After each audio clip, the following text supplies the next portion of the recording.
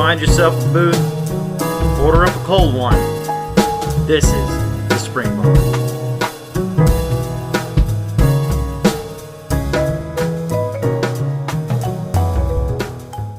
Hey everybody, Florida Mike here. This week we're going to do something a little different.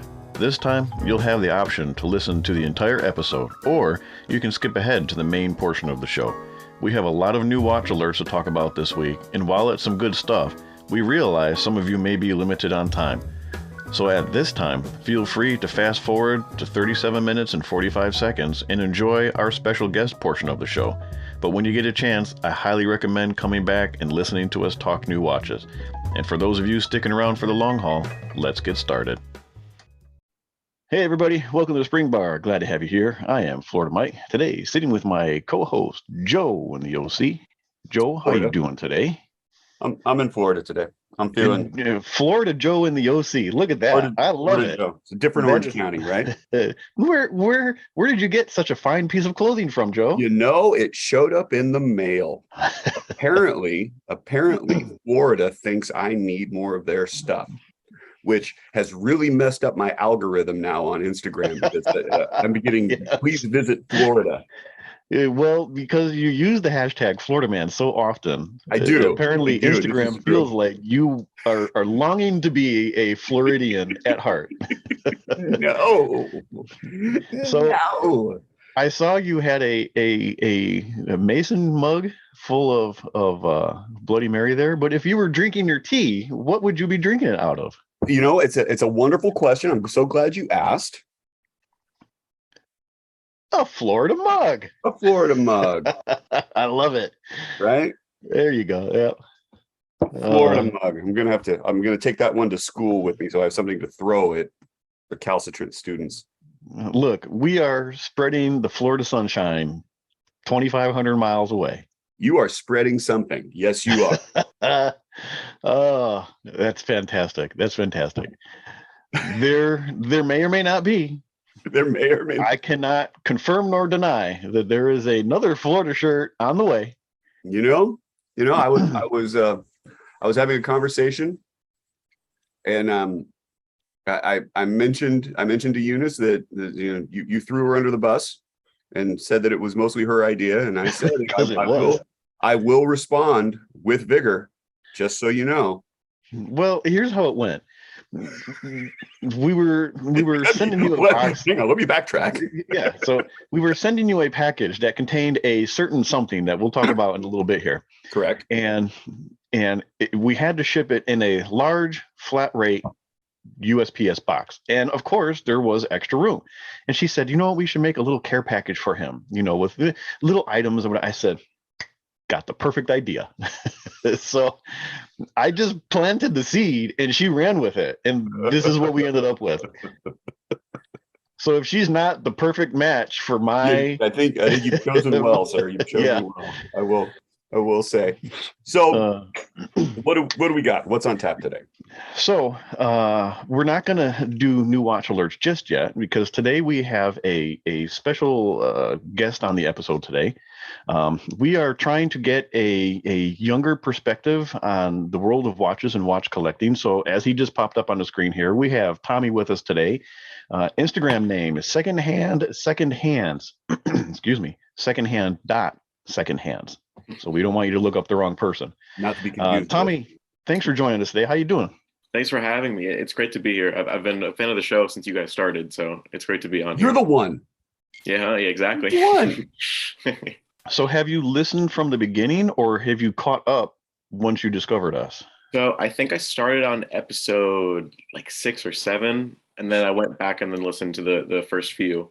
And then since then, I've been watching every single one since. I mean, for me, I've been usually trying to catch it on YouTube and catching it, the video part of it. Mm-hmm. But sometimes whenever, I'm on my way to work or something like that, I'll tune in on Spotify, because that's what I have. So Awesome. So a real genuine listener on with us today.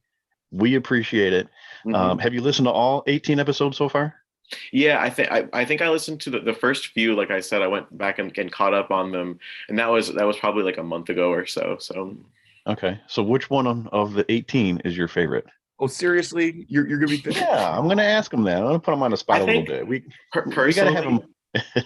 I enjoyed the handset one, which is actually more recent, and Okay, yeah, yeah. I had my own opinions on it, which is actually I wanted to talk about one of the things later on today, but Oh, fantastic. it's talking about the Art Deco stuff because I have a big not rant about it, but a big section on it. So Yes. All right. Yes, Very we're good. driving See? content. This is wonderful. All right. So let's get into it then. New watch alerts. Who's you wanna going go? first? Who's going first? Tommy's going first. Tommy's going Okay. first. Okay. all right, so this came in I think a couple of days ago. It got lost in the mail for 2 weeks, and I didn't think I was going to see the light of day on it, but it That Where, finally. where did it the come from? Where worst was it feeling shipping in the from? world. It was coming from like Oregon or something, so it's a ways away from me. So that's why I was kind of nervy about it because as soon as I saw it said missent on it, I was like, Okay. All right. Well, hang on. How was it shipped? 'Cause Mike and I have this USPS, discussion all the time. USPS. USPS in a little box. So yeah, I mean it was packaged pretty well. I just don't know what happened along the route, but See, so, yeah. that's happened to Mike a lot. It's happened. It hasn't happened. Like I screwed up the address once. Mhm. Like, and it went to the right complex, but to the wrong unit. Yeah. And JP actually had to go walk around and try to Well, find so it. so in fairness, it has happened to me, but it has happened when I've purchased from a business. Now, buying something off of eBay from a seller to ship to me, or when you and I send stuff back and forth, Joe, it hasn't happened then yet. Right. Fingers crossed. Boy's really interesting. But Anyway, it's I digress. usually when I get something from an actual business that it's been more than once that I haven't received it. I've had that happen once or twice. This is the first time I've ever had like an eBay order get lost. So I was a little nerve-wracked about it because like I said, it's then you have to jump through all the hoops with insurance and stuff. So but thankfully it came in. I'm happy. The new watch that came in, it's a Titoni, I think it's how you pronounce it, an Airmaster. It's from like the mid 60s. It's a very cool. I don't know if you That guys can see. color is just Yeah, great. fantastic. I know color. it's almost Tiffany, but it's a little bit greener, which I really Yeah. enjoy. Yeah. I But, wouldn't have pegged that as being that old too. It looks like it's in really great condition too. Yeah, I'm wondering if the guy that I bought it from polished the case on it because it looks extremely high polish. Well- Whenever I got it in, the crystal was pretty beat, so I did some poly watch on it and got the basic scratches out of it. But yeah, it's pretty small. It comes in at like 32 millimeters. The band takes a 19 millimeter band, so Yeah, it's a really interesting piece. funky sizes, right? Exactly. But yeah, I was very happy with it. So I'm It's just an glad. original bracelet too. Yeah, it seems so. It's not signed, but when I was looking at all the engravings on it and stuff, it's stainless steel, and the stainless steel stamp looks like it's like really old. So hopefully it's original. But Nope. I mean, if it works on the watch, you're in kind of good shape. exactly. Yeah. I'm not too much of a purist for original bracelet, but Mhm. it's always nice. Yeah. That's something you can really argue with. Yeah. This is my turn. Or is it your turn, Mike? I was on mute. I was asking I know. Tommy a question. I was wondering why he wasn't answering me. the end links, are those spring end links, or is that a straight end link?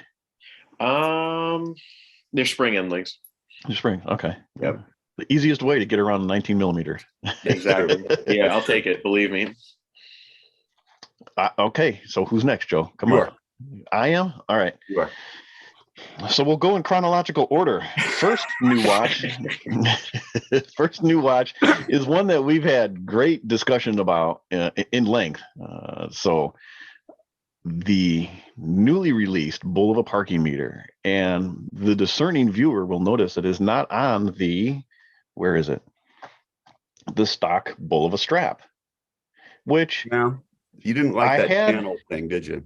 I had my issues with the strap in pictures, and we had talked to Michael last episode, and he says one of the most important things is you have to put the watch on, you have to see it in person really before you make any judgments about it.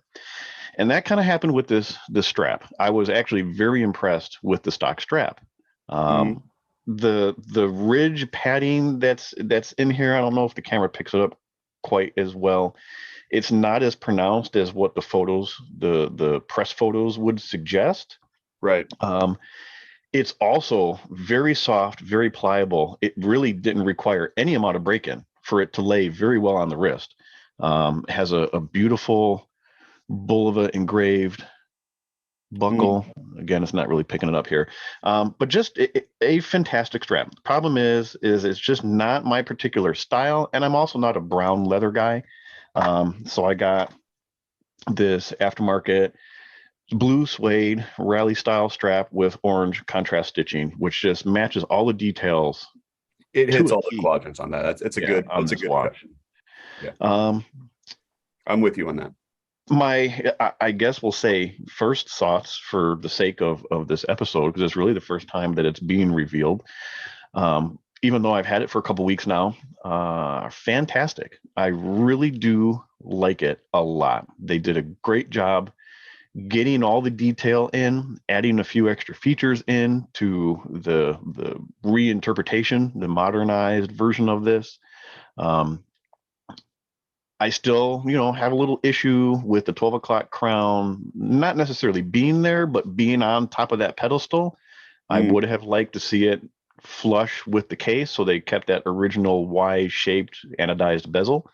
But the second time zone thing is really cool. Right now it's set for California time, so that way I always know what time it is for you there, Joe. 43 millimeter case does not wear like 43 millimeters.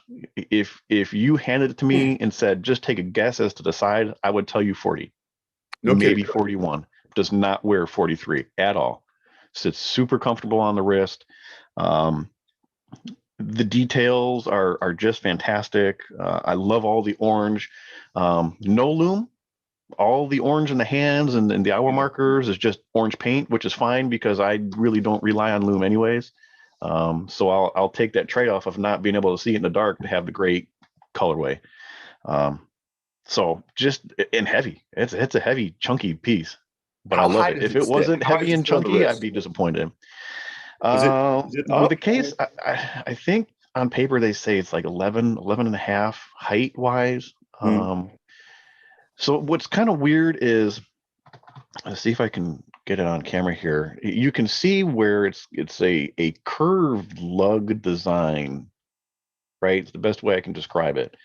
So where the bottom of the lugs hit your wrist, it does push it up maybe an extra 0.5 millimeter. So it probably sits a little higher than what the specs would suggest. But again, if it wasn't big and chunky, I'd be disappointed. So it doesn't bother me in the least. Does make it a little bit top heavy, so I'm having to adjust it on the wrist, every so often to bring it back to its centered position. But I love it. I can't complain. Quartz module that's in there doesn't have a running seconds hand, so unless you're actually operating the chronograph, you don't know that it's quartz. Aside from that, little weird 24-hour sub dial, which it is what it is. When you're looking at the watch as a whole, there's so much going on that pulls your eye away from that 24-hour dial. So it doesn't bother me as much as I really thought it would.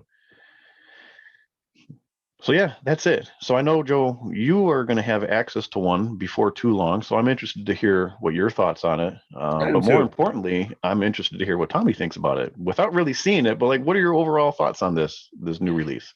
The thing, I think it's a gorgeous watch in general. I agree with the pedestal where the crown is. I think that it might have looked better without that pedestal. But overall, it's a great watch. I've seen your posts on Instagram with it, and it looks great. I think that your band too, the choice of new band that you put on there, it works just perfectly. Yeah, I like that a lot. I really do. Yeah, I saw it. I was looking through pages and pages of bands, and I came across. I'm like, oh, that's the one for sure. So. Mm-hmm. And it's really nice too. It's like I say, it's a padded suede, very soft and supple. It didn't take any breaking in. So I've gotten very lucky with straps on this watch. Usually I don't. It's true. That's true. So, all right. So moving on to new watch alert number 2. This one I haven't had quite as long, but because we record on such a delay, you've all seen the pictures of it. But super excited for my Lunar Pilot. This is the polished no date version, as it should be. As it not should that be. Weird funky date window at the 4:30 whatever position it is. I am just over the moon about it. I'm trying not to say over the moon, but I'm super excited. I have wanted one of these for a very long time, and then I saw it in person maybe a couple months ago, and I wanted it even more. Was always a watch that kind of went on the back burner because there was always something else that was coming up. But finally decided to pull the trigger on it and could not be happier with it.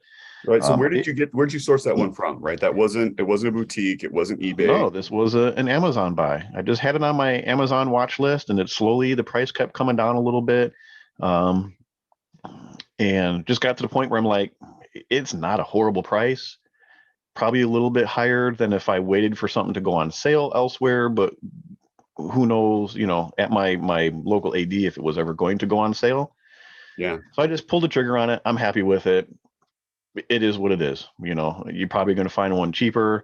Being that this was the polished case and the polished case is the one that I wanted, I don't want to buy used because everybody's definition of like new is different than my definition.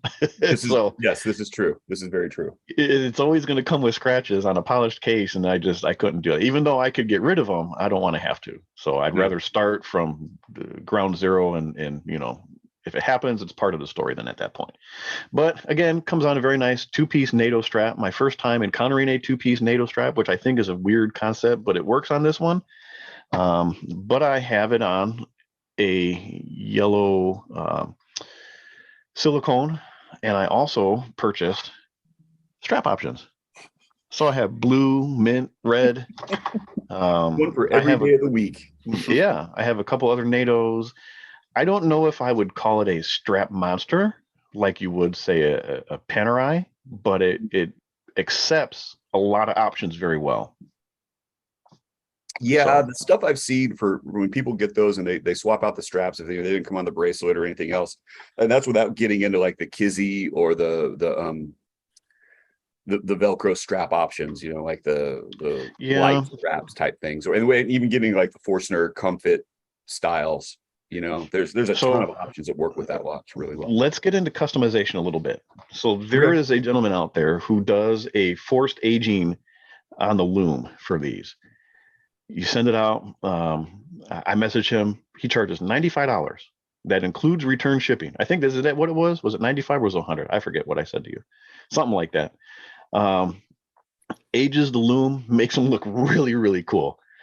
And the Forstner, the Comfort with the horn ends is a strap that I would like to get for it. They're a bit on the expensive side, very near what I paid for the watch. Just about, right? But it tell me that does not complete that vintage look. It looks really, really good. I mean, I'm on the fence about those, and I don't know if I would get one. I don't know what I would do with one. I'm not. I don't know. Really? But for me, it would be on Velcro.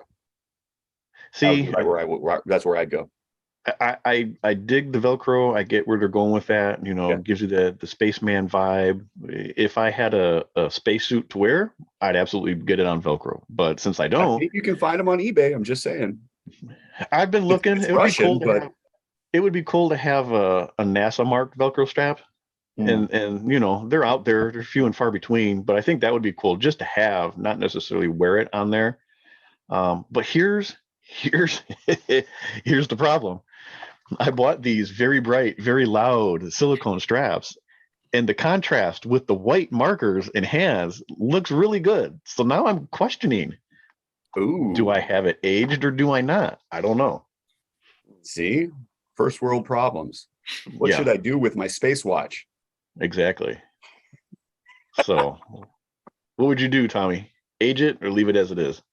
It's a good question because I feel like, because of the history of the watch and because it fits that time period, I would say age it, because I think those bands, they look great on there, but I feel like those bands, what lug size do those have, those watches?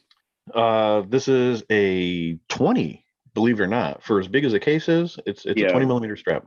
Yeah, I think that, for me personally, I might do the aging just because those straps, 20 millimeter lugs, so many watches have those. So I feel like you can use those bands on different watches and still keep that colorful aspect and just use it on different timepieces instead of this Bulova. I would do the aging. I think it would look cool. Would you? Yeah. See, I really like the way, and if those listening or watching haven't seen them, go on Instagram, search Lunar Pilot, and scroll through. It doesn't take long before you get to some of the pictures of these aged ones. They really do look awesome. The mods turn out really, really well. Yeah. Yeah. Those watches in general, when they first came out, I wanted one like from the start. I think there's also the gold limited edition ones. Yeah, The gold Yeah, case. the It's titanium really one neat. Yeah. with all the titanium, gold the accents. gold, the Yeah, gold that one's pretty neat. Yeah. It's neat. I don't know that I would wear it, but it's I neat. wouldn't. Yeah. Yeah, it's like one of those things where I feel like it looks great in pictures and on your shelf and in your watch box, but as soon as you put it on, you can't figure out like an outfit to wear with it or It's what yeah, to yeah. wear It's it with or it's a very specific thing, very specific. yeah. I guess because I remember when they came out and I was looking at them, I was you get kind of excited about the idea, but it's like the date window. I don't know. Yeah. And so then I remember the PVD shows up and it has no date window, and they went back to the old font for a Mhm. logo So on that, and there was a the- huge group of people that were swapping dials. So Yeah. they so get the original that brushed, and then they would swap out the dial. So you've got this, With a you've got no-date the phantom dial, yeah. date position and all the rest of it in the movement. I'm like, eh. Well, Phantom Dates is it is what it is. There's a lot of watchmakers now that are using dated movements on a no date dial, so it's not an uncommon thing, and it doesn't bother me. You work around it. It is what it is. But um, to your point, the black PVD and the all polished case are considered special editions, so they have the old font, no date dials, whereas everything else has the newer, updated, modern, larger script, Bulova style Yeah, text to it. So I like that it has that old font too. yeah, So the whole I thing, agree. it's I love it. And to your point also, Tommy, these straps I bought with my surfboard in mind because my surfboard reissue also accepts 20 millimeters. So I figured, and I have it on a Stingray strap, which inherently is waterproof, but the leather backing that's on it isn't. So if I ever wanted to take the surfboard in the water, at least I can throw it on one of these silicone ones and call it a day. So Yeah.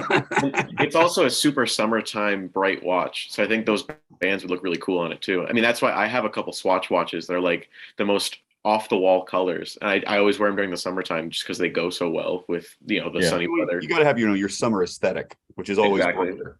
well, Exactly. see, I feel bad for you, Tommy, where you live in a part of the country where you have to have a summer watch. You see, like Joe and I live in the endless summer, Oh, so we yeah, can I wear know. them pretty much year round. Yeah, our summer lasts about 2 months, and then the winter lasts about the rest of it. So yeah. All right, Joe, you're next. What do you got? This is just a fantastic episode of New Watch Alerts. I love it. I got a bit going on. So we'll start with kind of this. I got this Casio, and there's a story about the Casio. So this is a gift from our other co-host, KC, who I helped him out with a watch project that he was working on. He sent this to me, and so the problem was it came in two packages, and so the first package showed up with the strap adjusters, right? These little plastic pieces that slip onto where the lugs go, and it came with that, and it came with this wire bezel protector. And I didn't order that. I didn't know what that was, and I didn't know where it came from. And I thought it was for my wife's Apple Watch, and that was like, oh, okay, well, let's try it out. And it didn't fit on any of that. I'm looking at it. I'm looking at the wire thing. It's like, that looks Casio. And so I went and got my Lady G. It's like, it all fits on there, but it looks bad. I'm like, oh, okay. Okay. And I sent something to our chat. It's like, did anybody send me something here? Because this is kind of weird. And then 3 or 4 days later, this other package shows up, and it's this Casio G-Shock in it. And it was from KC, and he's like, thanks for helping me with the project. I miss you guys, and I wish I could I appreciate you being able to talk watches with me. And if you don't like it, let me know, and I can find you something else. I'm like, and also at the beginning, it's like, this is my favorite military watch. And so we can have this discussion about military pieces, right? You've got the brand new Tudor Marine Nationale Pelagos. You've got, all of these other, like, oh, this particular one, this Breitling, and this Aerospace, Mill Stubs, and et cetera. So it's like, yeah, but you know what? G-Shock is the military watch. That's what everybody wears because it's reliable. And I'm like, you know what, dude? There is no way I'm giving this sucker away ever. This is going to be my perfect beach watch. This is going to be, if I'm going to be delivering calves, this is it. Not that I, hang out with livestock. But you really enjoyed your country vacation, didn't you? Yeah, I really did. So threw it on. I've got it on this this Perlon, this adjustable, and I think it's the business. I love it to death. And this It's is a good combo. I really like the way that looks. The whole thing with the guards and the Perlon, and I'm not a Perlon guy, but that color yeah, and the colorways worked out fantastic. really, really well. Pretty good. It worked. So then I had sent you some stuff too, Mike, to do some work on, and you sent back my Sea Hunter with the alpha hands. Mm-hmm. And so that one has turned out just fantastically well. The case looks gorgeous. The crystal looks gorgeous. And it's a problem because now the dial looks like crap. So Well, I'm gonna have to go in get fairness, the dial looks a little better because you have this does. weird rusty crud around the each of the ordinal markers, the numerals. It's It had clean. some It's kind of cleaned up, weird but like stuff in you it. can see that this sucker got wet and like significantly Yeah. wet. So this is probably going to go off to get kind of redone in some point in the near future. But It deserves it now, yeah. it does. Yeah, it's gonna come across with it. And I threw it onto this as a pseudo vintage Tudor bracelet that just fits really well. I got a couple of them because the Sea Hunter cases have the same lug profile and the same same circumference. So I've Mhm. got a couple of these, and it's just they're really nice. They're really nice. It works well with the watch. It gives it a good aesthetic. I mean, because you can throw these onto a NATO or onto any other type of strap, but for me, just on the Well, bracelet. And so that was the first time I've seen one of those particular Sea Hunters in the metal. Yeah, I didn't know what to expect, but I think it's really cool. The profile on that case is awesome. it's so slim. Yeah. And just the whole design of it. But when I finished it, I was sending you pictures. I had it on a NATO, and it worked well. It worked on that. really And well, it yeah. works. I love it on that bracelet that you have. So Yeah. it really does. It accepts a lot. Yeah, you had on that Warnikoff. It was on a Yeah, Warnikoff, yeah. and that colorway was really good too. Mhm. That D-Day coloration. Yeah, I Yeah. like that as well. And I may pick one up for that just to have for my my summertime. Probably for less for summertime, it'd be more like fire season. When California catches on fire, that's when I would wear that. So that way it'll burn onto my wrist. And In fairness, if you have to pick a watch you would wear in a fire, you'd really have to go back to the Oliver episode and get his suggestions for right. what you would wear in a fire. Not that we recommend we already it. know. And so Yeah. to go into Mike's the better part of Mike's illusions, I have the Surfboard limited edition. It's so good. I mean, the It's so coveted reissue Surfboard. It is. It's so like 350 pieces. This one's in the low double digits. So I'm really, really thrilled to have it. It's a tall watch though. Let's not beat around the bush here. This sucker, sits really, really high. The quartz version, which Mike and I both have, sits well. It's a good size. It's a little bit larger though than this. This is more of the original vintage size. And then Mike and I also both have that same vintage chronograph. Mhm. And it's much taller, much prouder than all of that. But the dial is so nice. It's a sandwich style dial. It's got like this sort of a almost cream brushed anodized aluminum. It's just great. The bevel on the hour markers is nice. The lume is pretty decent. It's a pressure fit bezel, but the colors just pop. And the thing that's really cool though is the Surfboard logo on the crown, which Mhm. it's a signed crown, but it's a specific type of signature. It's different But than anything else I've seen. What's cool about that is so it's on the LE, but they didn't limit it to the LE. They also put that on the quartz version too. Yeah. So they spread the love there. But yeah, It did. it Yeah, is. it's It's a a neat, cool it's a neat little little touch. addition. Not something that I really would have expected. It's also on the bracelet, and but the bracelet's also it's kind of stiff. I mean, it sits up. There's not a lot of flex going on here, As are a lot of the Bulova reissue bracelets. Yeah, the And I modern think bracelets it's are that way. weird because you and I both have the Accutron 2 Deep Sea, which is not necessarily a reissue per se. That was outside of the archive series type thing. But I also have the Chronograph C that is on mesh.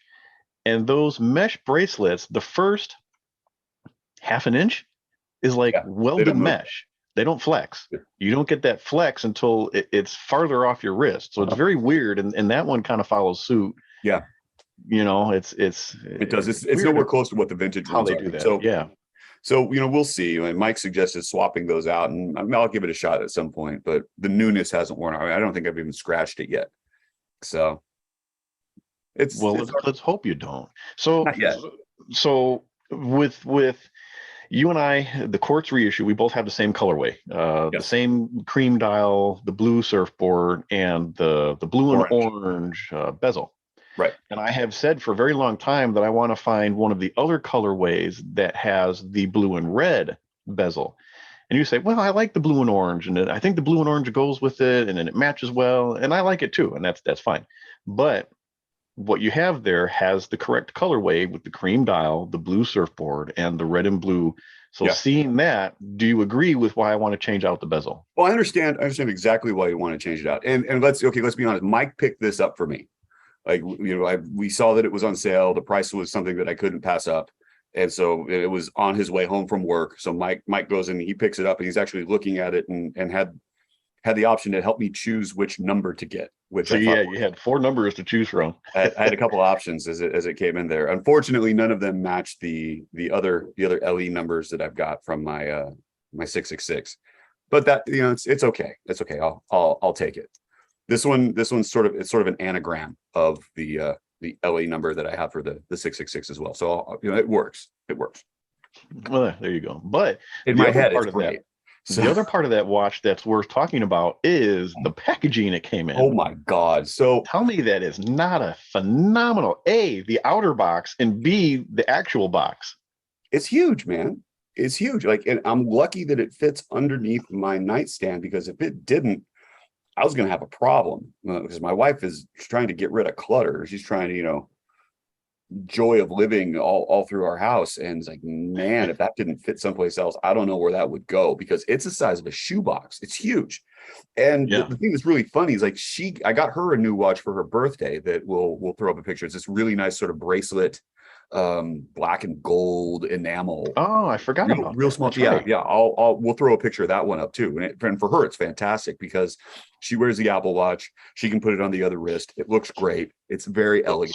So hold on. Speaking of, I remember you told me, you said I bought her that after she said no more watches. You bought her one anyways. Yeah, but very much disguises itself as a cuff. Yes. Did you get it? Does she have it? Oh yeah. It came in the same day. You didn't tell me that it came in. How does she like it? She took off the Apple Watch and put it back and put this on instead. Oh, see, that's got to make your heart melt. Feeling good about this one. All right, good job. But they came. Well, this is the thing, though. They both came the same day, and so you got this, right. So there's this little box, and then there's this giant, huge package, and she's like, "What is that? It's so heavy." Right? And it's like, "Okay, cool. Go open it up." And there's the outer box, and we're talking it's shoebox sized. I mean, it's literally, huge. And then there's a t-shirt and a mug and all this other stuff. So open it up, you got the outer box, and there's the inner box. You open up the inner box, and there's all the limited edition surfboard glass stuff. We'll throw up a picture of that too, because it's some killer packaging. Yeah, it's just a very light wood box with a painted hibiscus, surfboard center stripe down the middle. It's velvet interior. It's glass panels with inlaid surfboards in them. It's significantly over the top. Well, because so we've got a couple of the reissues in the archive series stuff, and I've got the Mill Ships, which has the little sort of like a little, I call it like a museum tag. It's this little aluminum insert that's got all the information on it. The Devil Diver LE has the same thing, but that came in like a solid orange box. But it's a nice wooden box. I've got a couple others that are in similar boxes. This is so okay. Let's talk about boxes real quick. Parking meter box. When we talk with Michael, he says, well, we got the watches in early, but we're waiting for the box because it comes in a special box and the boxes haven't come. So that's what the delay in shipping was. All right, it comes. I'm super excited. We're trying to figure out, what is it? Is it going to be like a roadmap themed? What's the inside going to look like? It's a very nice box. It's a gray wooden box, It's a gray wooden box. and that's about it. It's real close to some of the other stuff so it's special, but it's not limited edition special.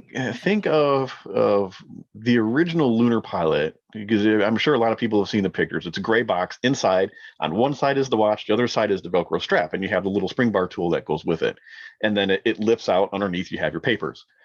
Same box, might be a little narrower, but there's just the watches in the center, and then you lift it up, and underneath is the papers. So no, it doesn't have the little plaque, which a lot of the limited, I think all of the limited editions have the little, at least the accompanying plaque. Yeah. And it's weird because there was a photo online of it in a box with the plaque.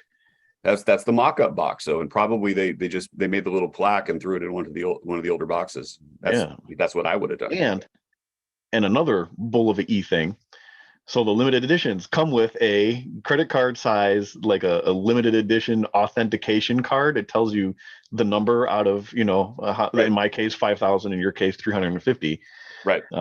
My parking meter is also a very, very, very, very low number.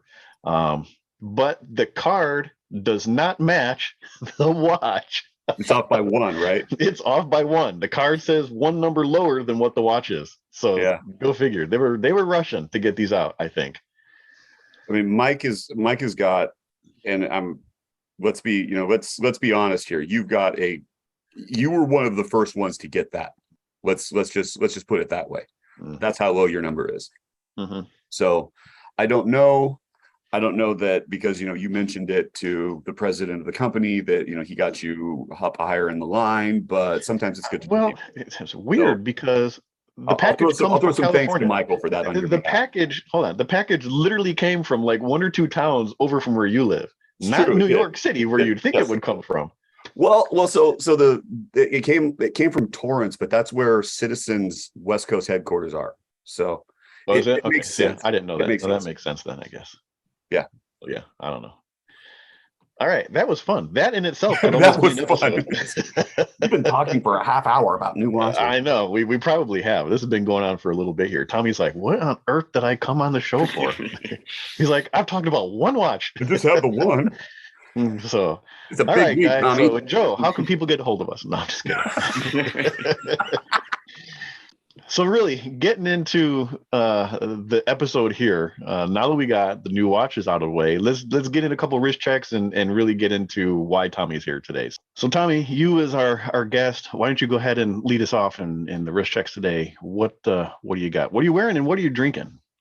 So first off, with what I'm wearing, I got a Seiko SNE 109. It's a solar air diver. They made it in the mid 2010s, I think, only for a couple of years, and then they discontinued it. So you used to be able to find them on Amazon and places, like the online retailers and stuff. But recently, I haven't been able to find them anywhere, at least for new. So that's my wrist check. And then what I'm drinking, I got a IBC root beer, not alcoholic, but it's still in a bottle. So we'll get beer in the name. We'll let it slide. Exactly. And it's an IBC, so extra points for that. Very good. That's that Seiko dial is a fantastic. It is. The case shape too is really cool. Like the way that the bezel is, the cutouts on the bezel. Yeah. It's almost like a star shape kind of bezel to it, which I really enjoyed because usually there's other models of these solar divers that are just with the regular bezels, but I found this one online and I really enjoyed that bezel and the color too because I don't have any really bright orange watches at all, so it fit the need. But you got to be careful now because as soon as you get that. You see them everywhere, and it's an itch. It's like a rash, and it's just going to spread. I think I've got like 5 orange dialed watches now, and I'm looking at a couple others. But it's so orange. And then whenever Halloween time comes around, you put on a black strap. Yeah, the pictures on pumpkins. Come on, you can. All right, Mike, what do you got? Oh, you're gonna have me go? Okay, so have you go. It as of this recording, we're at the tail end of Caravel Week, which apparently I have been duly informed I had not been.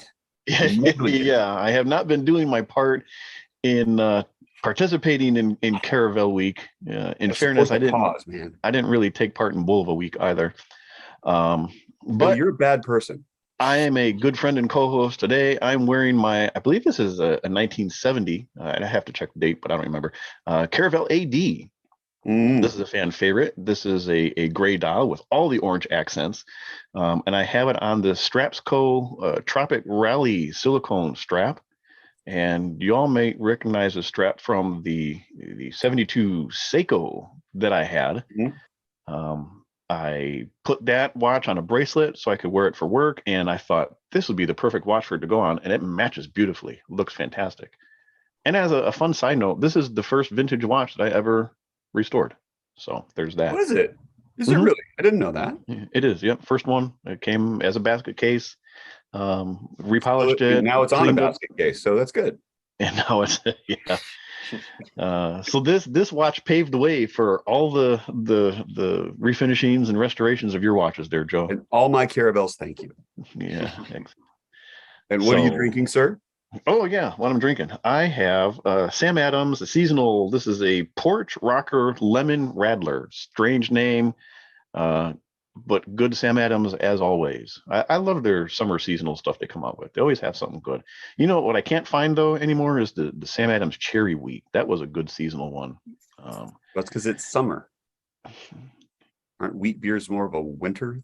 No, not necessarily. I don't know. Fall maybe. I've had it in the summer before. So I stopped drinking beer because I needed more bang for my buck. That's okay. When you start drinking bourbon out of pint glasses, you've reached peak. No, what did you have in a tumbler when you were on vacation? Bourbon. It was a bourbon. Okay, bourbon in a tumbler. Yeah. Well, it was technically it was rye, but it's like the soccer moms drink wine out of their tumblers, at the soccer games. I am not going to tell you how I know that a full bottle of wine will fit into one of those niggling water bottles. I won't share that with you, but that's a good afternoon. But just that it can. I saw it on TikTok. Oh, did you? Okay. We'll go with that. What do you got on, Joe? I am wearing my 1971 Sea Devil on a Strapsco bracelet. It is the kind of maroon started to fade bezel. It's got this really starting to go tropical dial. The hour markers are beautiful. The handset is gorgeous. It's just a really, really great piece. And I am on Bloody Mary number 2, drinking out of a pickle jar that's, the size of my hand because Sunday. Last day of summer and work starts tomorrow, and screw that. It's worth noting that your Sea Devil, that's the Black Dial Swiss version, not the Fume Dial German version. Correct. It is not the Sea Devil A. It is Sea Devil. Let us be specific. Sea Devil, and you know that because there's no math involved. Correct. Okay, so for today, like I had mentioned in the beginning, it seems like an hour ago, we wanted to get a different perspective on watch collecting and then the watch world as a whole. So Tommy and I had kind of conversed back and forth a little bit. He had said to me, glad you reached out. We were talking about, I think, Disney watches, and he said, glad you reached out because I've been listening for a while and I've caught up on some of your old episodes. And he just struck me as a very cool younger guy in the hobby. So Tommy, we're not going to ask how young you are. Because that would be rude. However, let's see if we can kind of quantify you into a couple of age brackets here. Hang on. Can we say how many years younger than us he is? No, we don't. God, no, absolutely not. Tommy, let's just put it this way. At what year did you have your first drink? Oh boy. This year. This year. I mean, yeah, pretty much. If we want to say, yeah, we'll do that. That's fair. So that gives you all perspective on where Tommy is at in our. So and we can't even yell at him for being a millennial at this point in time. You recognize that? He's not in millennial status. Yeah. He's out of that millennial. So good, good on you. You dodged a bullet there. Yeah, exactly. I'll take Um, my wins where I can get them. yeah. But the problem was when I was talking with Tommy, I thought, well, here he's a good candidate for being on, and he's a listener, so we'll get somebody who's hyped and excited to do this with us. But then I'm so kind of going into some of our conversations. You had told me that you have a personal Instagram account, and you just very recently started your watch account. Because you've been following a lot of people and have been getting excited and seeing some of the photos and that, and you decided it was time for you to share your stuff with the world.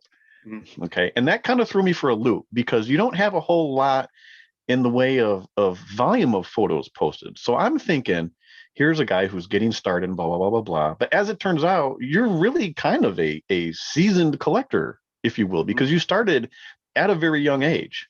Mm-hmm. And you have a lot of stuff that isn't really been posted yet, and a lot of cool stuff. So at what age did you start collecting, really? I think it was like 13-ish. So it was a while ago now. I remember my first time buying a vintage watch. I was actually at a local flea market, and in a big basket there was a few different broken watch parts and stuff like that. I got it was a gold tone Timex, I remember, that was a manual wind, and then it was a black, it might have been a Marlin automatic without the case back on it, and then there was a red Timex SSQ digital, and I picked them up and I was like, this is really cool. I owned a couple watches in the past, but they're ones I got at Walmart, and it's really cheapy throwaway ones, not even Casios or anything, just the no names. So I walked up to the guy that was selling them, and I asked him how much, and I think he said $3 or something. So it was 3 watches.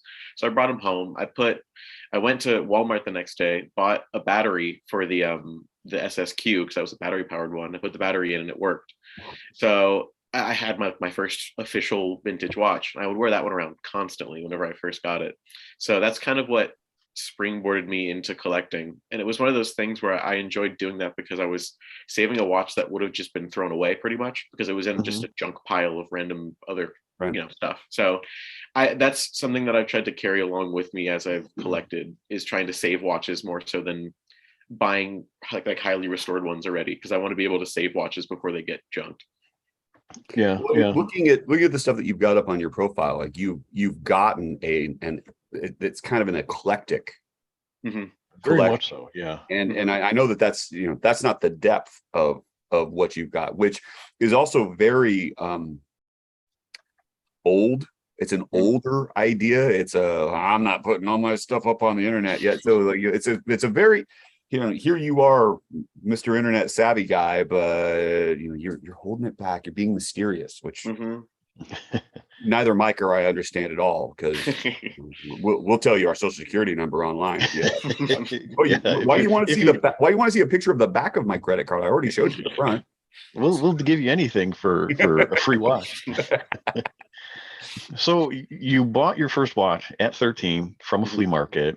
How did you get started in watches, really? I mean, did you have an influence from your father, your grandfather, or something like that? Or is this something that you just picked up on your own, that you saw these and you're like, that's really cool, and then it just started from there? So how did you get that start? So my mom always had watches. I mean, she has a bunch of EcoDrive Citizens, and she had a couple Swatch watches way back in the day.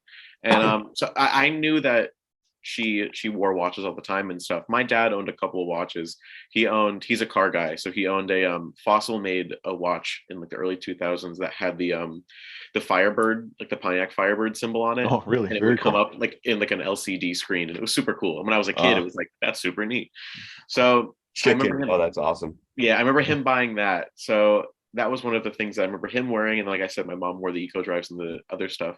So I had a background-ish in watches, I guess. I never really had like a deep interest in them until I bought those ones at the flea market. And that was one of those things where I really enjoyed the fact that I was buying these, and that I was able to put like a $3 battery in one of the watches, and it still worked after.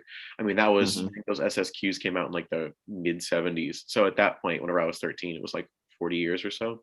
So I guess a little bit less than 40 years. But so yeah, it was a really interesting segue into me starting to collect. And then from there, it would just be, I go to Walmart and see the clearance aisle. They had some Casios on sale. So I'd buy some of those. And then the collection just kept growing and growing and growing. New in box. Exactly. So you found the rabbit hole at a young age. I did. Yep. Sadly, I guess, but in a good way. Yeah. So is this a solitary hobby for you? Or do you have watch collecting friends nearby, or is it more of an online thing?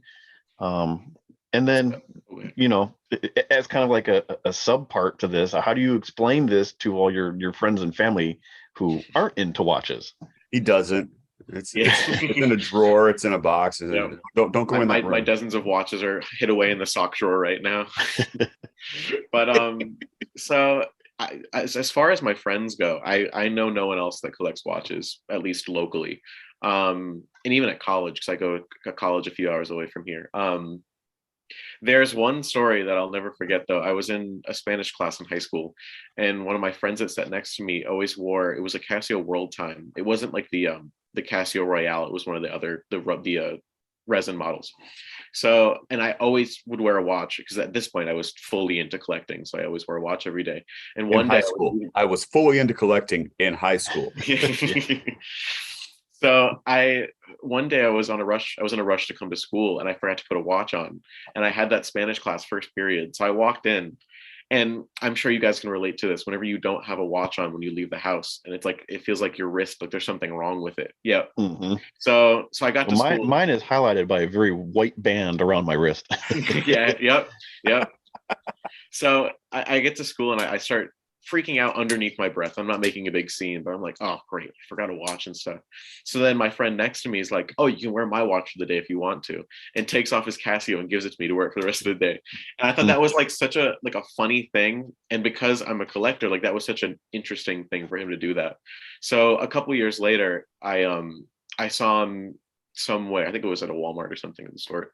And I said, we should hang out at some point because I haven't seen him for a while. And then whenever we hung out, we got dinner one night, and I gave him one of my watches. And I was like, I remember that you did that. So here, take this one. Because he wears watches every now and again, but he's not a super big collector. But from a collector point of view, it was a super cool thing to do. So it's when you can make that connection with just about anybody. So have you found, though, for me personally, COVID made a huge influence and impact on my collecting, how I looked at collecting, because you're kind of stuck. So Mike and I really started talking a lot during lockdown. This whole podcast was born essentially out of lockdown. Mm-hmm. That kind of thing. Have you found that affected your interaction with the hobby, I guess? Oh, 100%. I think. I mean, it gave me free time because at this point I'm still in college. So whenever COVID hit, we all got sent home, especially in 2020 when it hit. He's still in. Yeah. So it was very weird because I went home and it was like, okay, what do I do now? You don't want to get a job because I don't want to get the family sick and that kind of thing. So I started looking on eBay more often. I did it beforehand, but I still, I started looking more now. And then I got into different areas of collecting. Like before, I would usually collect dress watches a lot, and then once COVID hit, I started collecting dive watches a lot more because I liked the size, I liked the capabilities of them, and I always just loved the way they look. And also, the fact that you were going diving so much. Yeah, exactly. During lockdown. Yep. Bed diving. That's what I was pretty much doing the entire time. But so yeah, I definitely saw a change in my collecting, and I also saw, a lot more watches started coming in because once you fall into the rabbit hole of looking on eBay more often, you'll see watches come up there. Oh, that's a really good deal. I have to buy that. And then you buy it. Right. And it affects you that way. Okay. So talking about the hobby as we go through COVID, what are your thoughts on meetups? Have you been to any yet? Or is there a collector community where you are? It's one of those things where I've always wanted to go to one and that's one of the reasons why I started my Instagram page was because I have this hobby that I'm so into and I enjoy working on watches and tinkering and fixing and wearing, that I couldn't really share it with anyone else. I mean, like obviously with my family and some of my friends, I could tell them about it, but it's different whenever you're talking collector to collector because you know what you're talking about. You know, I can show a watch to someone that doesn't know a lot about watches and that's a cool watch, but it's not the same connection. Yeah, my granddad wore one of those. Yeah, exactly. So I've always wanted to go to one, but there's never any near me, at least because I'm, you know, in a pretty rural area. But even when I go to college, I haven't really heard of any. So it's always something that I've been super interested in doing. It would just be the opportunities when, you know, Try to figure out when to go or how to go. Yeah. So I know that Mike's got the issue because, you know, Florida has a couple of meetups, but they're not really near you, right? Mike, more Miami. It's not Orlando. So yeah, Orlando is not a really big watch scene. Right. Like you said, everything is down in Miami because you know that's where the money, quote unquote, is. So you have a lot of these high dollar things, a lot of the Rolex collectors, a lot of, you know, what the watch world likes to see resides down there. A couple years ago now, I put together a meetup. And it was me and two other guys that's really, you know, of the interest that we had. Those are the only ones that showed up. And it was cool. Right. It was neat. It was my first one. It was neat to see, you know, the various stuff that got brought to the table. And I've, you know, been asked, oh, when are we going to do the next one? And we got to do, and it's like, I have so much going on. I have so much going on with the show. I have, you know, I'm starting to do watch, well, yeah, life, you know, watch restorations, you know, I do detailing and work. And, you know, my daughter is in high school now. And so I'm getting busy with all that. And it's like, I don't have time to put it together. So I'm kind of waiting for somebody else to take the reins. Right. Because I would like to go to one, but I don't want the responsibility of having to put it together. It seems like unless something is established where you are, that you're almost going to have to take care of it yourself. And I'm lucky, I'm blessed a little bit that the Chrono Group is so active in this area. Like they just started a branch in Mexico City. There's one in Salt Lake City, and then there's Los Angeles, Orange County, and San Diego. And so the, you know, the options are there for me. And then also being as close to Los Angeles as I am, there's like the Red Bar LA group, but then, you know, anytime that something comes through, there's going to be an LA contingent. Like, so they're going to drop something in the area. So I brought my son to one of the events and he was the star of the show. He's sitting there double wristing with like a little boy sized Bulova, and he's got his Swatch watch on, and just, he got more pictures than anybody else. Dude, it was awesome. Absolutely awesome. It's like, so like, if you can figure it out, if you can get to one, I highly, highly recommend it. Well, to kind of bring it back to theme here. So you got, you know, our views on watch meetups and the excitement they bring and, you know, our interaction with them. If you had the opportunity to go to one, what are your thoughts on that? Would you be excited? Are you nervous? Are you like, my gosh, I'm the young guy there? Like, what do you feel about those?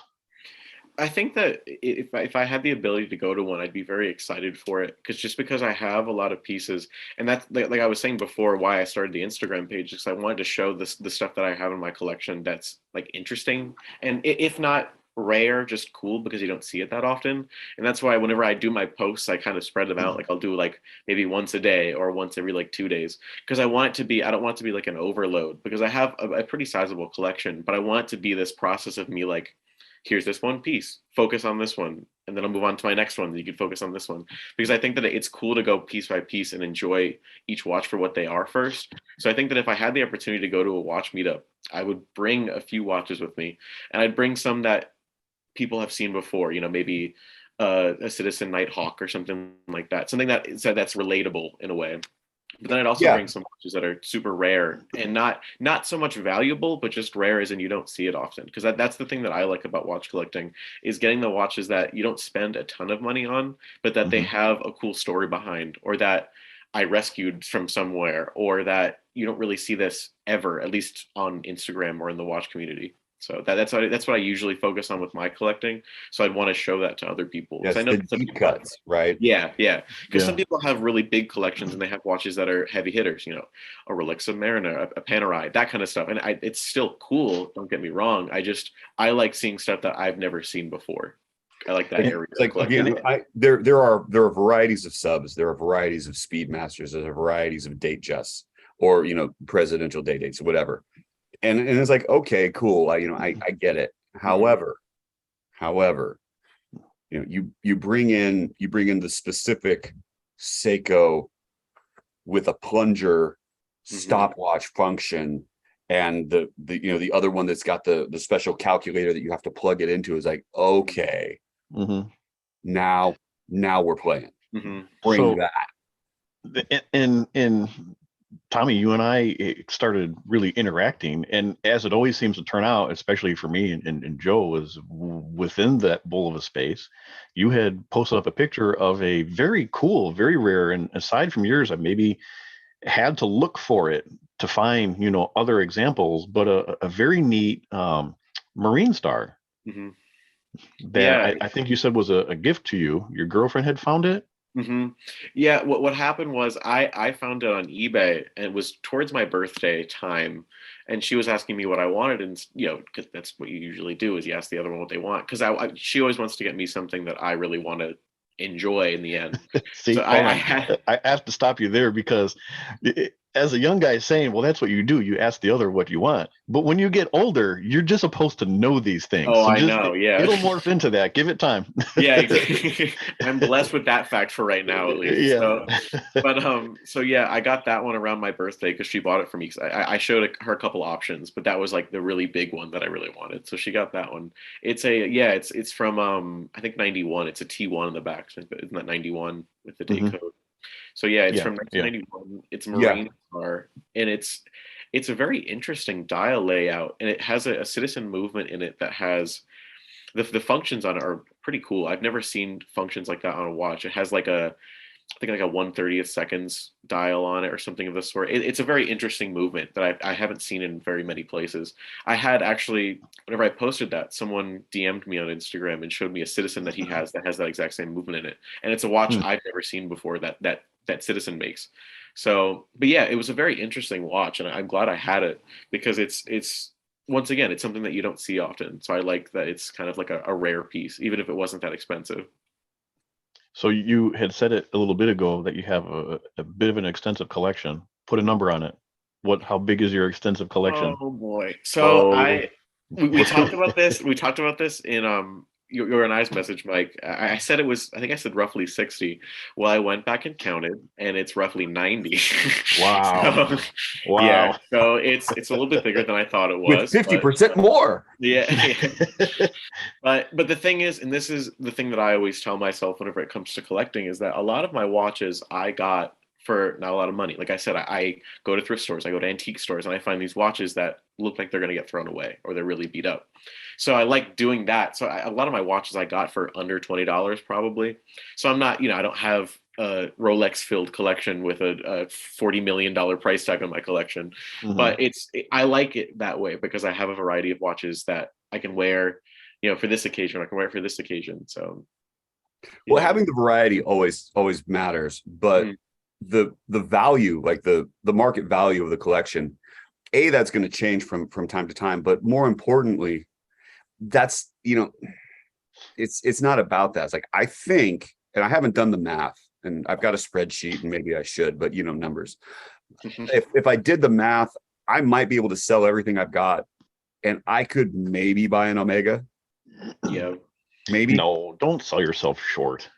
I don't think I am, because I know what I paid, but that's not what it's worth. So, well, yeah, but you can buy more than maybe an Omega. The thing that I really enjoy about collecting is that I actually have a couple Omegas in my collection, but I got them so the one that I have that I'm still trying to work on now, because I bought it during COVID, but I bought it in 2020.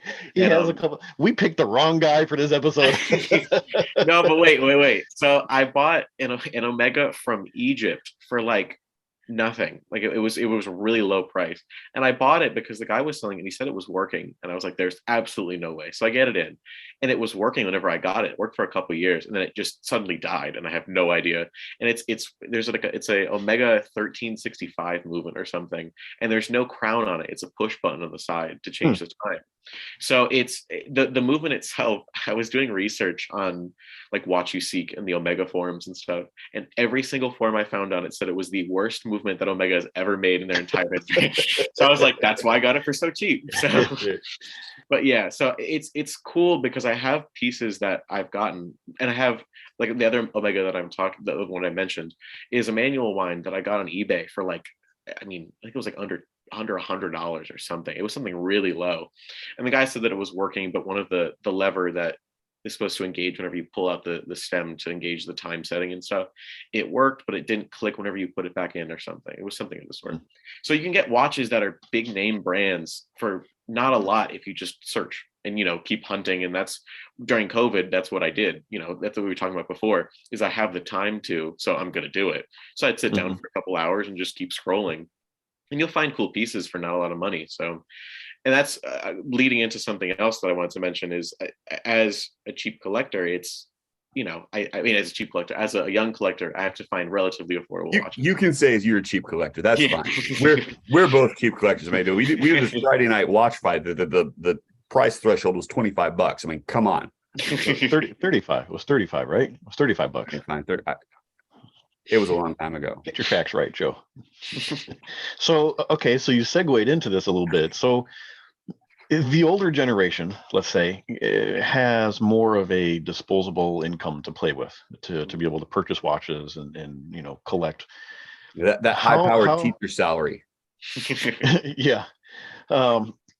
How do you fund your buying habits? Are you getting creative in ways of procuring some of these, even though, some of them are cheaper, but you have a large collection. So it has to come from somewhere, or is it just, how do you do it? If you say you're spending your allowance on watches, we're cutting it short right now. It's done. God, I wish I had an allowance, but again, when you get older and get married, the allowance will come back again, because you don't see your paycheck. Let me tell you. Yeah, but the thing that I do a lot is buy and resell. I have an eBay page. It's linked in my Instagram bio if you guys want to go check it out. But yeah, so I'll buy watches and then resell them, and not for profit usually. It's just because I get bored of it and don't really want to wear it anymore. But the other thing too is, like I was talking about with the Omegas, is you have to find the cheaper versions of watches that I really wanted. So like with those Omegas, I got them both for a really cheap price and then had to put work into them. But they worked for a while. The manual wine's still working perfectly. But that actually it segues into one of the watches I wanted to talk about is this Seiko Arni. It's the Urban. So good, dude. It's so good. It's so good.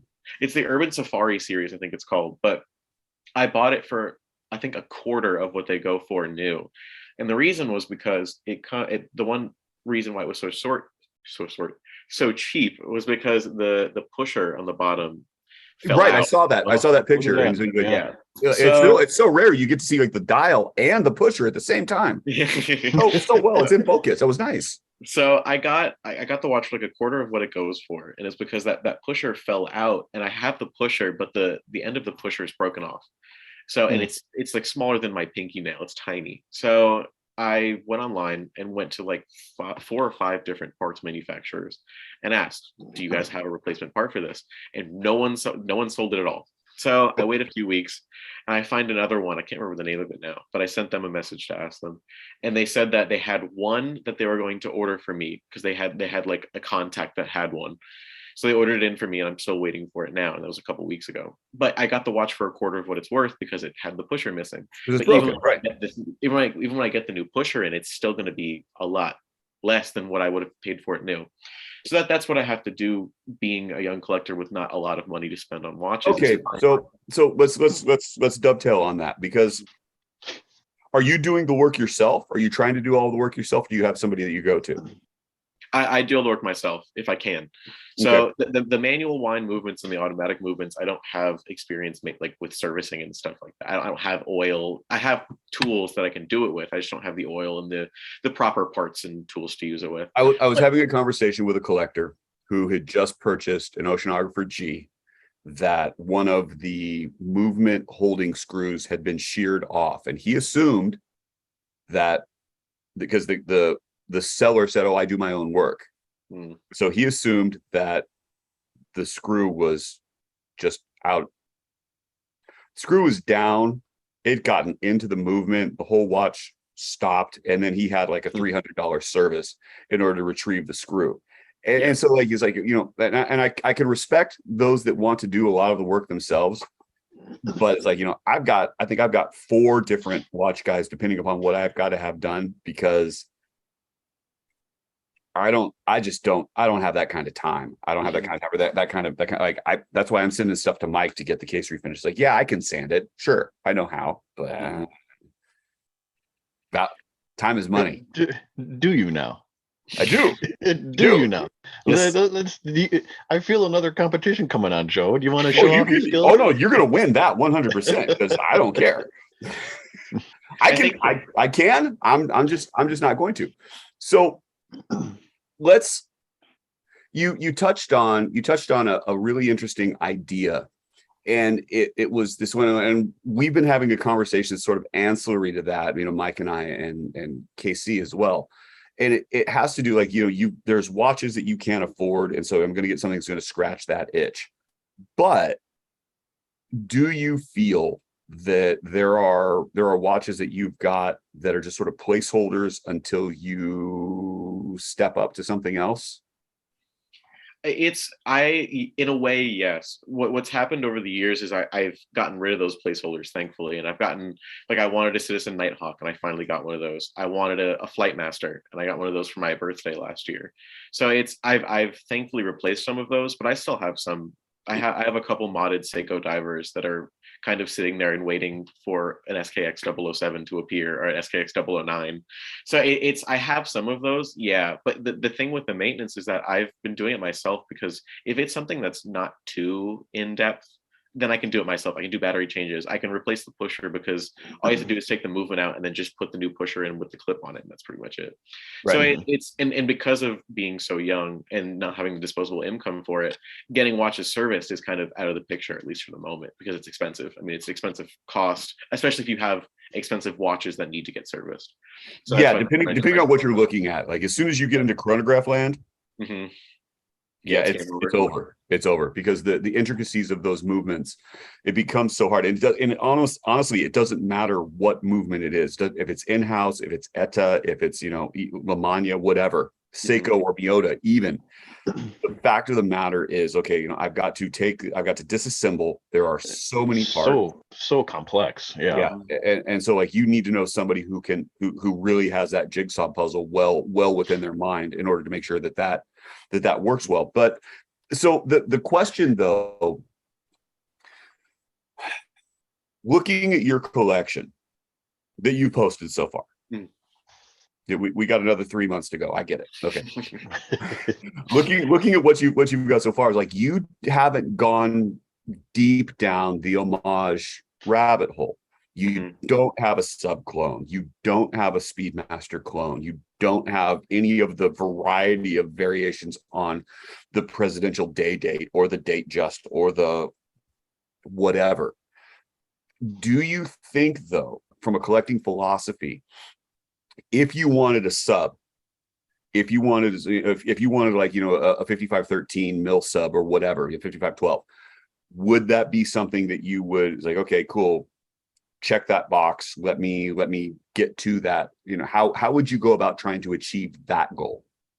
So I have watches that are worth a bit of money. Like I said, like the Nighthawk, a couple of my Omega, the cheaper ones, but they're still worth something. So if I really wanted to scratch that itch, I mean, I could sell a part of my collection off to get it. But I think that from a realistic standpoint, if I really wanted, let's say, a sub, I would get an homage, but not like a Pagani design homage or a Corju, like that, not something that's like a good watch, but it's not near the quality of it. I mean, if I was to scratch the sub itch, I'd probably look at like a Steinhardt or something of this, like something that's like a better quality, but obviously not the same price tag, I think.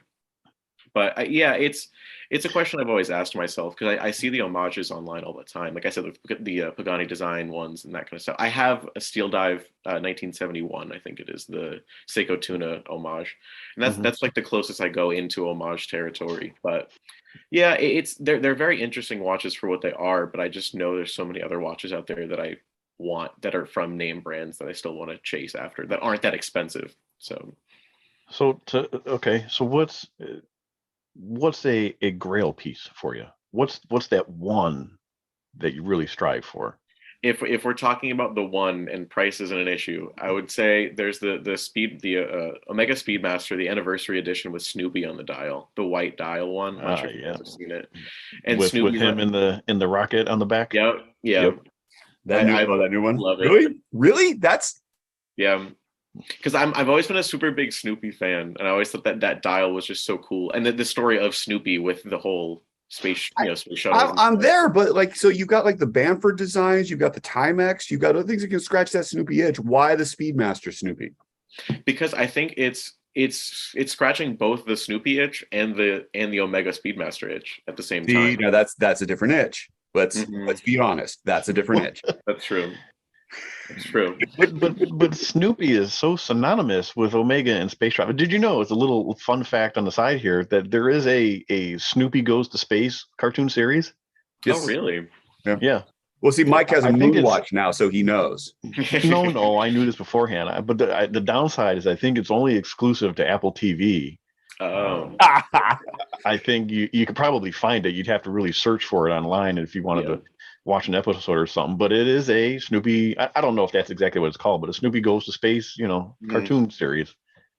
That's All right. really So Tommy, do you have like is there a criteria that you follow when you're looking at trying to get a new piece, or are you trying to fill in slots? Are you like whatever cut you? How do you? So personally, myself, my collecting has shifted and morphed. Is like there are cool pieces and there are things that are interesting, but I am looking for 666 style watches.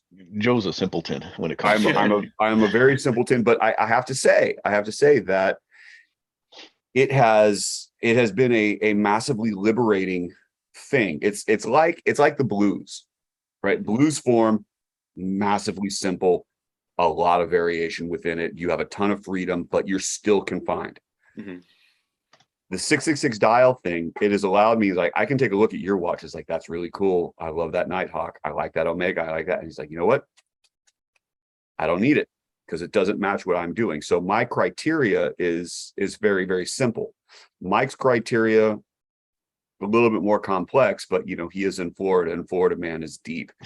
So is there, what are you looking for? What are you looking to try to get? How are you matching all of this? Only you would think that my geographical location would play any effect on the way I collect watches. Am I wrong? Very much, yes. No.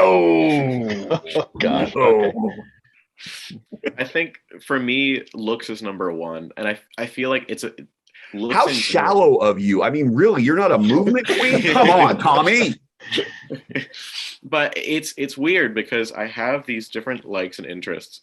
So you guys can throw up pictures of it. I had a Seiko Patty tuna that I really enjoyed, the blue and the red dial. It's a limited edition, and I had it for a while and I loved it, but I never wore it. But I loved the way it looked. And then I also had a full loom Citizen ProMaster diver that I had. It was so cool. The features in it were really good too. Yeah, it was really cool. And like I said, you'll also see the pictures of it. And I had it for a while and I never wore it because they look so cool, but I just would never wear it. It's like the Lunar Pilot we were talking about before, the gold Lunar Pilot. It looks great in a watch box, looks great in pictures, but then as soon as I put it on, I can't wear it. Right. So it's a very difficult thing because there's a lot of watches that I really like the way they look in pictures, but I'd never like the way they look in person or on my wrist. So that's one. It's like I said, it's very complex. I can't really describe it. But then brand, I like getting brands that I know the history of, or at least can research the history of, because there's a lot of Swiss watches from the 60s and 50s that I have no idea where they're from, besides Switzerland, obviously. But there's no research on them online. So I like to get watches that I know the history of, or at least can learn the history of. And also where it was made is really important. So you have, like I said, I really enjoy collecting vintage stuff. So I whenever you see Hong Kong in the dial, it's usually a pretty cheaply made watch from the 50s or 60s. Or if you see a Swiss movement on the watches, but it doesn't say Swiss made, usually it's a cheaper watch. And that usually means it's a pin lever movement, which are usually cheaper movements in general. Right. So I like to steer, besides saving watches, like I talked about before, if I'm buying online on eBay, or I'm buying a watch that I really like the way it looks, well, I want to make sure it's still at least semi high quality. So I'll do some checks and balances with those, and then kind of make my decision off there. It's good. You had mentioned you want to talk about handset stuff, so let's Bring get it. into that. What did you want to say Bring about it. handsets? So I think that it's going back to what I was talking about before with the Art Deco stuff. I think it was Mike that mentioned it during the handset episode that the Art Deco stuff looks really cool, but I just can't wear it. And that's I have a couple watches that are Art Deco that I love, and I love the way they look. I have a gold cased, I can't remember the name of it now, but it's from like the mid 20s. I did some research on the movement, did some research on the brand, and it's so cool. But every time I put it on, I can't find out what do I wear with it. Do I wear jeans? Do I wear a button down shirt? And I need, whenever I wear a watch, it's very important that it matches the outfit. I'm one of those guys that wants to at least semi color match the outfit. Okay, hang on. Let's talk about that for a second, because Mike and I are different here. Because Mike's got a work uniform. So the watch, and he also has a work watch, right? That's your Seiko. Okay. But generally it's the modded Seiko. You got to cut, but you got, and then you come home and you change. I think about what watch I'm going to wear, and then I pick the outfit to go with that. And now, granted, okay, I teach high school, and so this is not a fashion plate kind of sense. And my wardrobe is relatively limited, and I've got, but the watch comes first. I'm laying in bed at night. It's like, okay, what watch am I going to wear tomorrow? Okay, cool. What can I wear with that?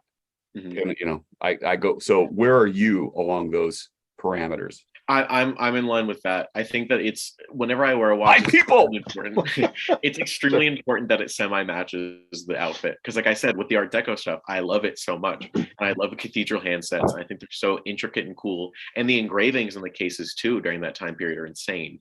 I mean, there's like such cool design choices, but yeah, I just wear it. And it's not a fashion choice why I don't wear them, is that they don't fit my lifestyle. Oh no, I'm not poo-pooing. I mean, what you're doing. Yeah, I understand your job, and the idea of a tool watch, a very hardy watch.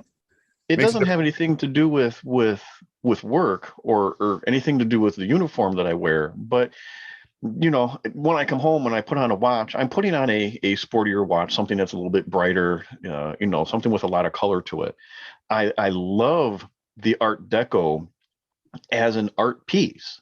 The filigree cases, like you said, the hands, the dial layouts, the font styles they used, just absolutely gorgeous to look at. But the way that I wear a watch, it doesn't fit. And maybe my lifestyle is a bad choice of words to describe it, but it just doesn't fit the way that I wear a timepiece and what I wear a timepiece for, and the way that I enjoy a timepiece. I enjoy looking at it, but on the wrist, it would be like, wow, this is cool. Okay, what am I putting on next? That kind of issue.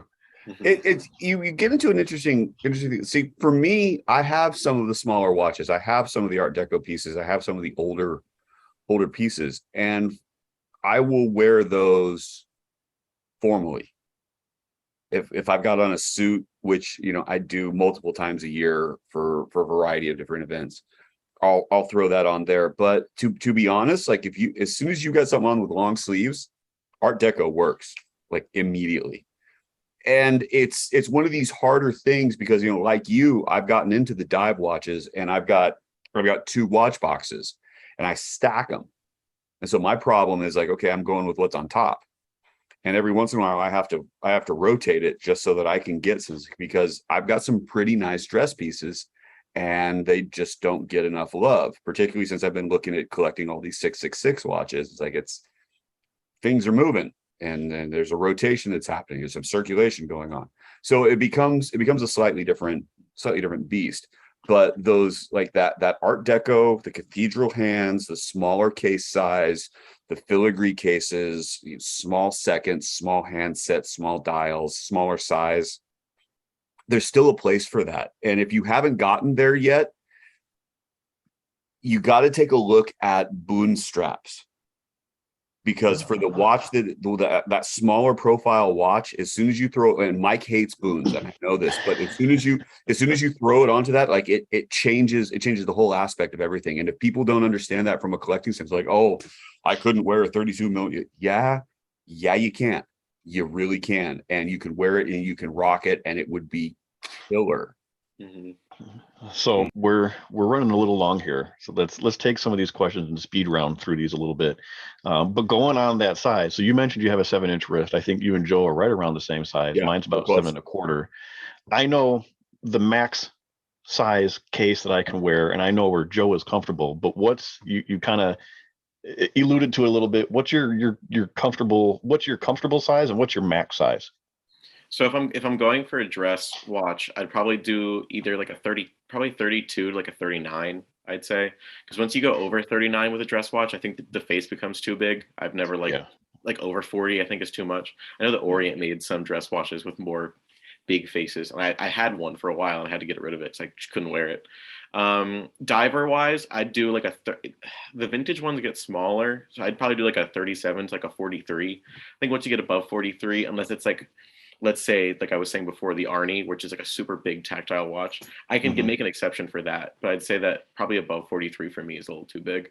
And then if we're going with G-Shocks, usually the smaller the better, because I don't like the massive G-Shocks, because they make some that are like 55 mil, and I Yeah, can't huge. do that. So, but yeah, I think those are probably my like parameters. So 43 is max for you. That's interesting. Yeah. See, I wouldn't even go that far. For me, I'm smaller than that. 42, Well, yeah, and 42, depending on bezel. Really, but Yeah. in fairness, you don't have a lot in the way of modern watches either. me? Yeah. Okay. The bulk of your collection is vintage. You Yeah. don't have, and you wear mostly vintage. You don't Yeah, but dabble in modern watches I've as got much. like 10 watches that are less than 20 years old. Damn it, Mike. Less than 20 years old. Okay, 10. Joe. 10, Mike. How about watches that are new within the last 5 years? How many of those do you have? 5, 6, I don't know. I'm counting. Okay. All right. Okay. So let's discuss the newer vintage question. Yep. Where do you land? Remember, you got to pick a side. For me, the style choices of the vintage watches I like more, but recently I've been buying more new because I've had a lot of bad luck with older watches. Because you want to get them wet. Let's face it. That's the reason. Yeah, exactly. That's the only reason. Going back to what we were talking about before too with the servicing, I can't do servicing to an extent to repair manual winds and automatic watches from like the 50s and 60s. So for me, buying new is usually more important because I can at least be certain that for the next few years it'll be working and fine. I got 5 years. I'm good. Yeah. It's like a car warranty. You're set. But yeah, I mean, the thing with the vintage is that there's some watches that you can't really buy new. I mean, they make newer versions of them, but like I also have a small collection of the red the red LEDs from like the 70s, the Texas Instruments ones. That's such a cool watch too. It is cool. That one you've got, I love that. I think that's a great piece. I think that the bracelet is killer. I love the extra art on the dial. I think that's you just can't buy new watches like that. I know that Yema started making red LEDs and Armatron did it too, but you just can't get the same. You just can't get the same effect from it. I don't think. No, it's different now because it's not the same technology. Yeah. You know, it is not the LED, it's the LCD, but it's all of it. Yeah. And it's trying to. We're going to use modern to go back to sort of a vintage look, but the warmth. And it's really hard to say this that we're talking about these digital pieces, but it's like the warmth isn't there. Mm-hmm. And normally that's something, right? But that's normally something that people will save for mechanical versus quartz. Mm-hmm. But even with like that glow, the glow is different. Mm-hmm. Yeah, I'm with you on that 100%. Okay, all right. So let's can we have a conversation about pet peeves? Surprise question. Question. Pet peeves for me is too big watches. I hate them so much. Once you get above like saucer sized, yeah, and it's something that we've seen more and more as time has progressed. I mean, I think some companies are starting to die down on that a little bit, but like we were talking about before, I mean, I can go to 43 if it's a tool watch and it has pushers on it or it has a big there's reasons why it's big, but there's some watches. I don't want to call out certain brands, but there's newer brands now that have been. Nobody's watching, Tommy. You can call out. Well, the Diesel watches, if you guys have seen those. Yeah, By the those brand are He Diesel. didn't go to Invicta. You see that? He didn't go straight to Invicta. No, he made a good choice there, though. Because Diesel has some They're ridiculously massive. large stuff. Yeah. Yes. And I just there's no need for a watch to be that big. And when I see watches that are that big, I just don't understand why it has to be that size. It doesn't have to be at all. I like whenever you get smaller sizes, because I think it's more of a refined craft once it gets smaller. So, I guess in conclusion, I think what we've determined with this episode in the world of watches and collecting, and especially in something like a medium of Instagram or online for that matter, it doesn't really matter if it's a forum or social media or whatever. When you look at it as a whole, age doesn't matter. Really. Oh, I think you have a couple of different views on things, different than what the older generation does, but as a whole, if I never asked you to be on the show, if we never had that conversation about age or whatever, probably would never know the difference. Really, it just goes to show what the watch world, the collecting watch world, the watch fam, if you will, is really about. It's not about who you are, where you come from, how old you are, how big How your much money collection you is, have. how expensive the collection is. It's the passion involved in it. Really, that's what it is. That's the core. And the ways that you can bring that passion to the table. Really age doesn't matter. Question. And that's but it's cool though to see you as the younger generation so enthusiastic and so passionate about it, and taking chances with these older watches and buying stuff that needs to be repaired and taking it upon yourself to do these repairs and bringing back stuff and being creative in how you're spending your money. And it's cool to get that perspective from it, and to see that through those ways how you have grown into a collector and how your collection has grown. And I'm interested to see where your collection goes from here, and the stuff that you haven't shown yet that's lurking in the shadows there. So very cool. I really enjoyed having this conversation. I think it really this was a lot of fun. opens up more of the conversation. Yeah. Well, let's get into our last call here. So Tommy, we'll let you go first. Anything you want to add? Any random thoughts or anything you want to throw out?